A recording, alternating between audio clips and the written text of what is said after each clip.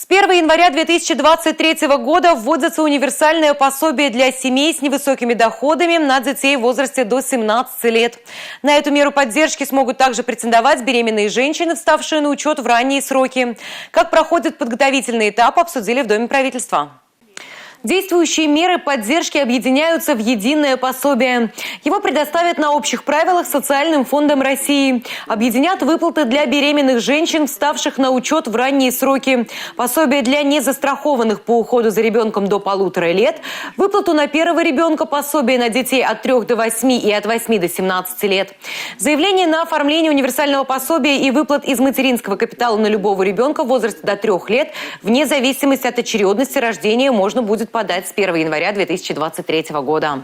Принят указ главы Чувашской Республики о ежемесячном пособии в связи с рождением и воспитанием ребенка, устанавливающий данную выплату в республике, определяющий порядок ее предоставления.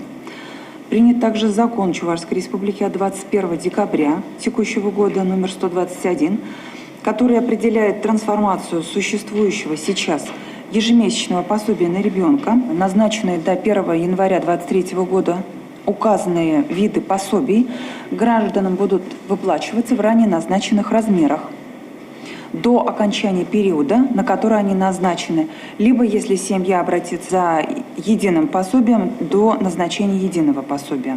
Надо разработать понятный, абсолютно понятный алгоритм. Разместить его на сайтах, как, значит, пенсионного фонда, он единый должен быть, Алена Геннадьевна, и на ваших ресурсах. Далее, в том числе через, значит, доступные формы, просто доведите людям возможность посмотреть. Понятно, горячая линия, само собой, вы устно разъясните, но еще вот наглядно, чтобы человек понял. Он посмотрел, он понимает, вот он первый шаг, второй шаг, третий шаг.